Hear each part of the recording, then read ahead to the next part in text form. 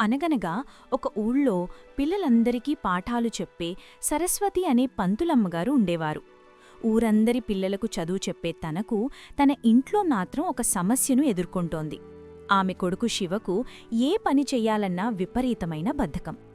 ఎప్పుడూ తన గదిలో కూర్చుని టీవీ చూస్తూ, జ్యూసులు దాగుతూ, మిఠాయిలు తింటూ గడపడమే శివకిష్టం.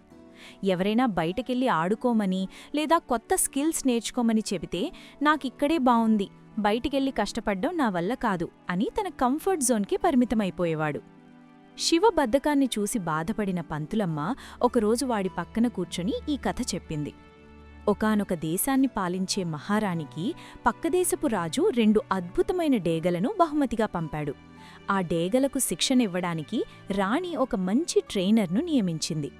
కొన్ని నెలల తర్వాత ట్రైనరొచ్చి, మహారాణి, ఒక డేగ ఆకాశంలో ఎంతో ఎత్తుకు అద్భుతంగా ఎగురుతోంది, కాని రెండో డేగ మాత్రం అసలు తాను కూర్చున్న చెట్టుకొమ్మను వదిలి కిందకే దిగట్లేదు, కనీసం రెక్కలు కూడా విప్పట్లేదు అని చెప్పాడు.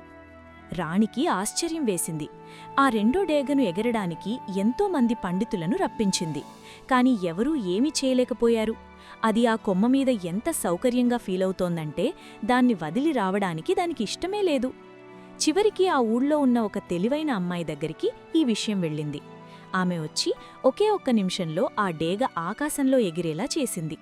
రాణి ఆశ్చర్యపోయి, ఎవరూ చేయలేని పని నువ్వు ఎలా చేశావు అని అడిగింది. అప్పుడా అమ్మాయి నవ్వి, నేను గొప్ప పనేమీ చేయలేదమ్మా, ఆ డేగ కూర్చున్న కొమ్మను నరికేశాను అంతే. ఎప్పుడైతే దానికి అలవాటైనా సౌకర్యంగా ఉన్న చోటు లేకుండా పోయిందో కింద పడిపోతానేమో అన్న భయంతో తన రెక్కలు విప్పి ఎగరడం మొదలుపెట్టింది. అప్పుడే దానికి తన నిజమైన బలమేంటో తెలిసింది అని చెప్పింది.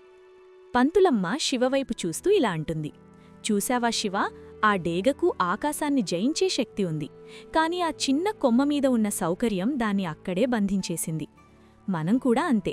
హాయిగా ఇంట్లో కూర్చోవడం బాగుండొచ్చు, కాని ఆ కంఫర్ట్ జోన్ అనేది నిన్ను కొత్త విషయాలు నేర్చుకోకుండా ఆపేస్తుంది. నీ కంఫర్ట్ జోన్ అనే కొమ్మను నువ్వే నరుక్కొని బయటకురా. కష్టమైనా సరే కొత్త పనులు చేయడం మొదలుపెట్టు.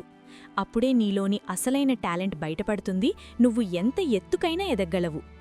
శివకు తన తల్లి చెప్పిన మాటల్లోని అర్థం తెలిసొచ్చింది.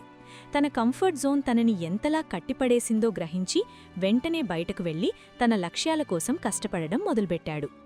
నీతి: కంఫర్ట్ జోన్ అనేది బయటకు చాలా హాయిగా అనిపించి ఒక అందమైన జైలు లాంటిది. ఆ సౌకర్యాల వలయంలో ఉన్నంతకాలం మనం సురక్షితంగా ఉన్నామని భ్రమపడతామే తప్ప మనలో ఎంత అద్భుతమైన శక్తి ఉందో, మనం జీవితంలో ఎంత ఎత్తుకు ఎదగ్గలమో ఎప్పటికీ తెలుసుకోలేము. డేగకు ఆకాశాన్ని జయించే సత్తా ఉన్నా ఆ చిన్న కొమ్మమీద ఉన్న మమకారం దాన్ని కిందకే లాగేసిందే.